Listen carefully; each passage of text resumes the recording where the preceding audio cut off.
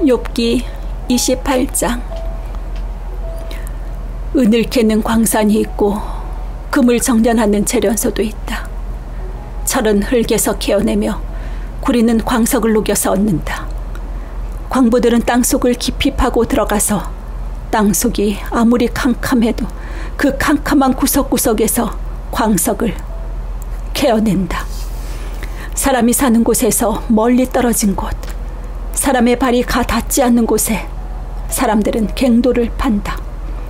줄을 타고 매달려서 외롭게 일을 한다. 땅 위에서는 먹거리가 자라지만 땅속은 같은 땅인데도 용암으로 들끓고 있다.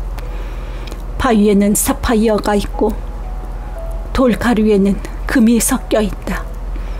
솔개도 거기에 이르는 길을 알지 못하고 매의 날카로운 눈도 그 길을 찾지 못한다. 겁없는 맹수도 거기에 발을 들여 놓은 일이 없고 무서운 사자도 그곳을 밟아본 적이 없다. 사람은 굳은 바위를 깨고 산을 그 밑뿌리까지 파들어간다. 바위에 굴을 뚫어서 각종 진귀한 보물을 찾아낸다. 강의 근원을 찾아내고 땅에 감추어진 온갖 부하를 들추어낸다. 그러나 지혜는 어디에서 얻으며 슬기가 있는 곳은 어디인가? 지혜는 사람에게서 발견되는 것이 아니다. 사람은 어느 누구도 지혜의 참 가치를 알지 못한다. 깊은 바다도 나는 지혜를 감추어 놓지 않았다 하고 말한다. 넓은 바다도 나는 지혜를 감추어 놓지 않았다 하고 말한다. 지혜는 금을 주고 살 수 없고 은으로도 그 값을 치를 수 없다.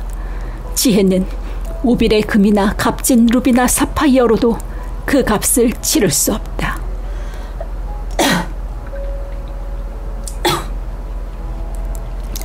지혜는 금보다 값진 것, 금잔이나 값진 유리잔보다 더 값진 것이다. 지혜의 값은 산호보다 수정보다 비싸다. 지혜를 얻는 것은 진주를 가진 것보다 값지다. 에티오피아의 토파즈로도 지혜와 비교할 수 없고 정금으로도 지혜의 값을 치를 수 없다. 그렇다면 지혜는 어디에서 오며 슬기가 있는 곳은 어디인가?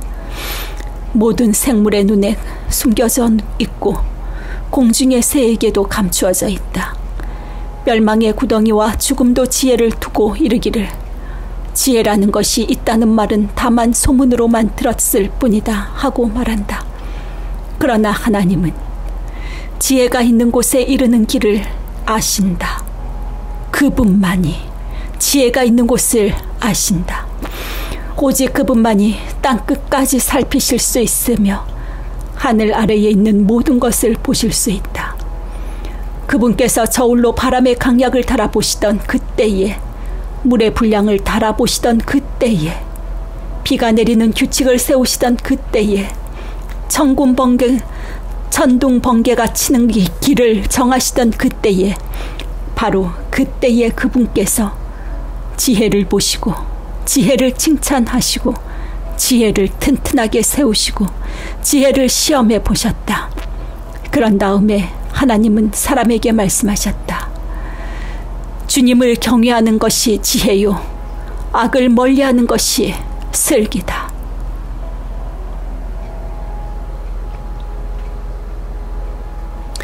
(29장) 욥이 다시 비유를 써서 말을 하였다. 지나간 세월로 되돌아갈 수만 있으면 하나님이 보호해 주시던 그 지나간 날로 되돌아갈 수 있으면 좋으련만, 그때에는 하나님이 그 등불로 내 머리 위를 비추어 주셨고 빛으로 인도해 주시는 대로 내가 어둠 속을 활보하지 않았던가. 내가 그처럼 잘 살던 그 시절로 다시 돌아가서 살 수 있으면 좋으련만, 내 집에서 하나님과 친밀하게 사귀던 그 시절로 되돌아갈 수 있으면 좋으련만. 그때에는 전능하신 분께서 나와 함께 계시고 내 자녀들도 나와 함께 있었건만 젖소와 양들이 젖을 많이 내어서 내 발이 젖으로 흠뻑 젖었건만 돌짝밭에서 자란 올리브 나무에서는 올리브 기름이 강물처럼 흘러나왔건만 그때에는 내가 성문 회관에 나가거나 광장에 자리를 잡고 있으면 앉으면 젊은이들은 나를 보고 비켜서고 노인들은 일어나서 내게 인사하였건만 원로들도 하던 말을 멈추고 손으로 입을 가렸으며 귀족들도 혀가 입 천장에 달라붙기나 한 것처럼 말소리를 죽였건만 내 소문을 들은 사람들은 내가 한 일을 칭찬하고 나를 직접 본 사람들은 내가 한 일을 기꺼이 자랑하고 다녔다.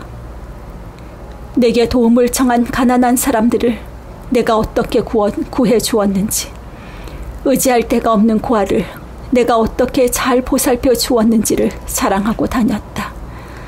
비참하게 죽어가는 사람들도 내가 베푼 자선을 기억하고 나를 축복해 주었다. 과부들의 마음도 즐겁게 해 주었다. 나는 늘 정의를 실천하고 매사를 공평하게 처리하였다. 나는 앞을 못 보는 이에게는 눈이 되어주고 발을 저는 이에게는 발이 되어주었다. 궁핍한 사람들에게는 아버지가 되어주고 알지도 못하는 사람들의 하소연도 살펴보고서 처리해 주었다. 악을 행하는 자들의 턱뼈를 으스러뜨리고 그들에게 희생당하는 사람들을 빼내어 주었다.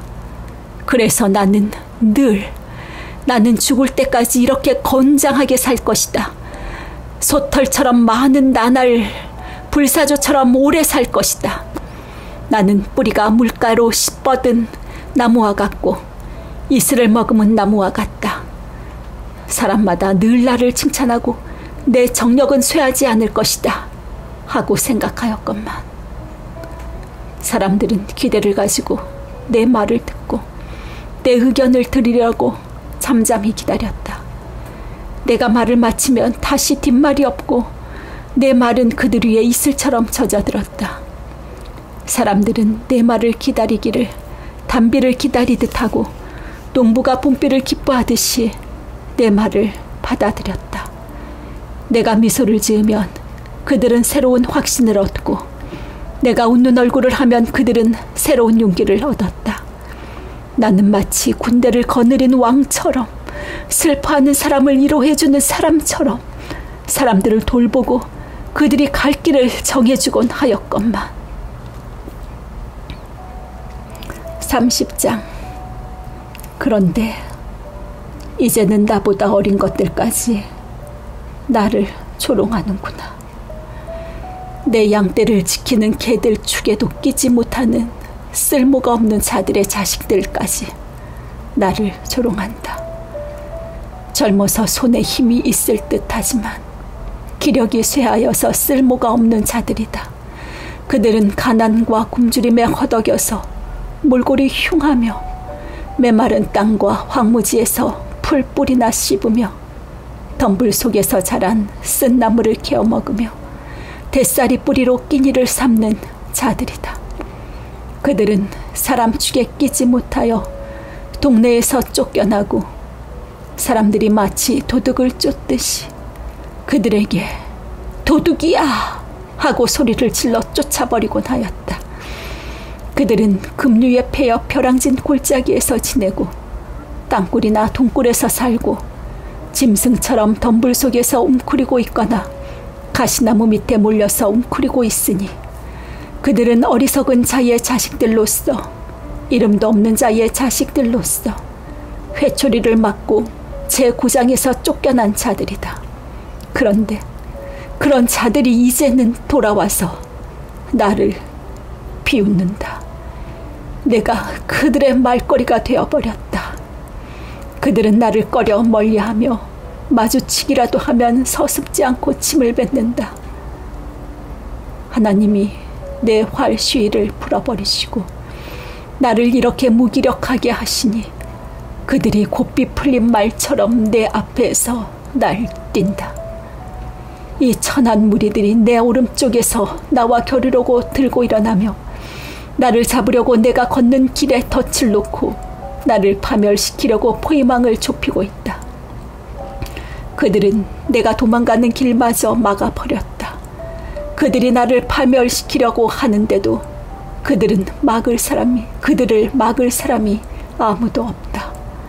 그들이 성벽을 뚫고 그 뚫린 틈으로 물밀듯 들어와서 성난 파도처럼 내게 달려드니 나는 두려워서 벌벌 떨고 내 위험은 간 곳 없이 사라지고 구원의 희망은 뜬구름이 사라지듯 없어졌다.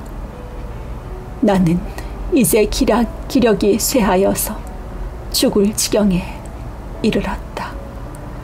지금까지 나는 괴로운 나날들에 사로잡혀서 편하게 쉬지 못하였다.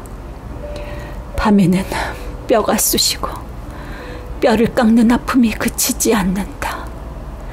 하나님이 그 거센 힘으로 내 옷을 거세게 잡아당기셔서 나를 옷깃처럼 휘어 감으신다. 하나님이 나를 진흙 속에 던지시니 내가 진흙이나 쓰레기보다 나을 것이 없다. 주님, 내가 주님께 부르짖어도 주님께서는 내게 응답하지 않으십니다. 내가 주님께 기도해도 주님께서는 들은 채도 않으십니다. 주님께서는 내게 너무 잔인하십니다. 힘이 세신 주님께서 힘이 없는 나를 핍박하십니다. 나를 들어올려서 바람에 날리게 하시며 태풍에 휩쓸려서 흔적도 없이 사라지게 하십니다. 나는 잘 알고 있습니다. 주님께서는 나를 죽음으로 몰아넣고 계십니다.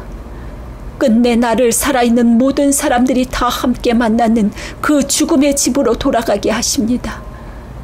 주님께서는 어찌하여 망할 수밖에 없는 연약한 이 몸을 치십니까? 기껏 하나님의 자비나 빌어야 하는 것밖에는 아무것도 할 수 없는 보잘것없는 이 몸을 어찌하여 그렇게 세게 치십니까? 고난받는 사람을 보면 함께 울었다. 궁핍한 사람을 보면 나도 함께 마음 아파하였다. 내가 바라던 행복은 오지 않고 화가 들이닥쳤구나.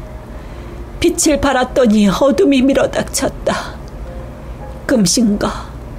근심과 고통으로 마음이 갈기갈기 찢어지고 하루도 고통스럽지 않은 날이 없이 지금까지 살아왔다. 햇빛도 비치지 않는 그늘진 곳으로만 침울하게 돌아다니다가 사람들이 모여있는 곳에 이르면 도와달라고 애걸이나 하는 신세가 되고 말았다. 나는 이제 이리의 형제가 되고 타조의 친구가 되어 버렸는가? 내가 내 목소리를 들어보아도 내 목소리는 구슬프고 외롭다. 살갗은 검게 타서 벗겨지고 뼈는 열을 받아서 타버렸다. 수금 소리는 통곡으로 바뀌고 피리 소리는 애곡으로 바뀌었다. 31장. 젊은 여인을 음탕한 눈으로 바라보지 않겠다고 나 스스로 엄격하게 다짐하였다. 여자나 유혹하고 다니면 위에 계신 하나님이 내게 주실 몫이 무엇이겠으며 높은 곳에 계신 전능하신 분께서 내게 주실 유산은 무엇이겠는가? 불의한 자에게는 불행이 미치고 악한 일을 하는 자에게는 재앙이 닥치는 법이 아닌가? 하나님은 내가 하는 일을 낱낱이 알고 계신다. 내 모든 발걸음을 하나하나 세고 계신다. 나는 맹세할 수 있다. 여태까지 나는 악한 일을 하지 않았다. 다른 사람을 속이려고도 하지 않았다. 하나님이 내 정직함을 공평한 저울로 달아보신다면 내게 흠이 없음을 아실 것이다. 내가 그릇된 길로 갔거나 나 스스로에게 이끌려 따라갔거나 내 손에 죄를 지은 흔적이라도 있다면, 내가 심은 것을 다른 사람이 거두어 먹어도, 내가 지은 농사가 망하더라도 나는 할 말이 없을 것이다.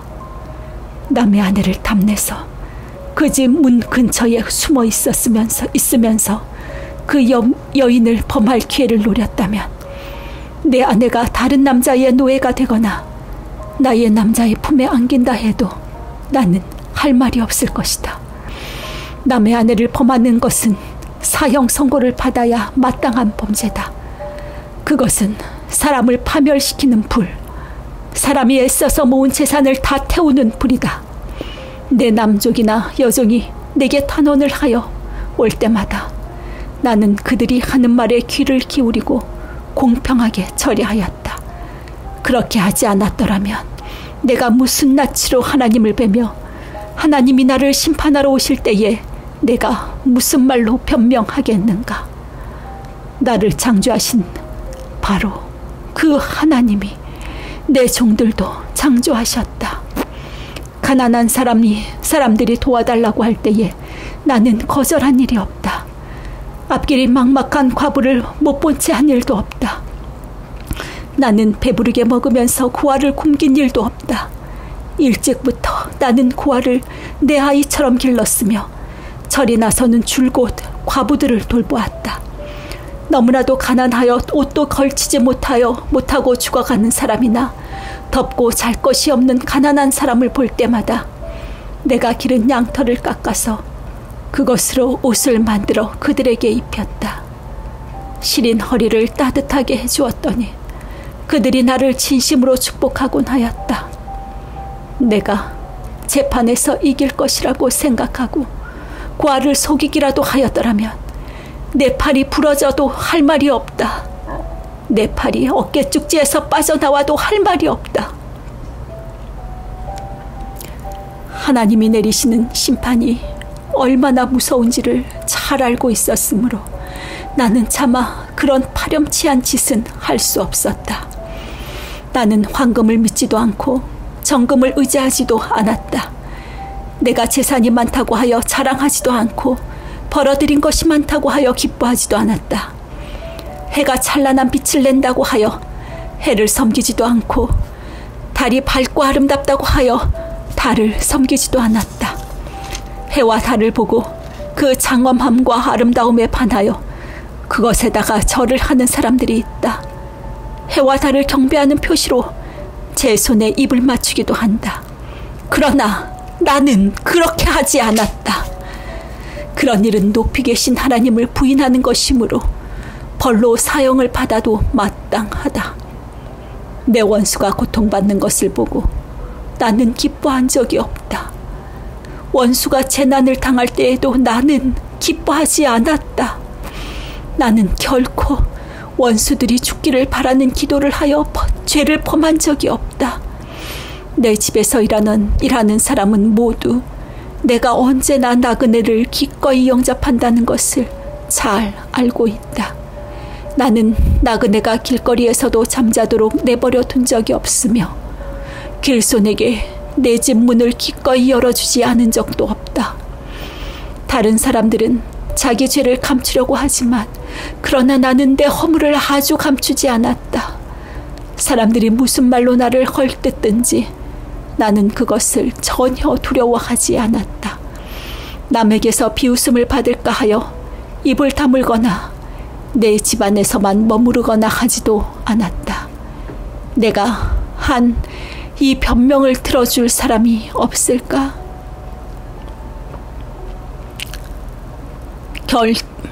내가 한 이 변명을 들어줄 사람이 없을까? 맹세코 나는 사실대로만 말하였다. 이제는 전능하신 분께서 말씀하시는 대답을 듣고 싶다.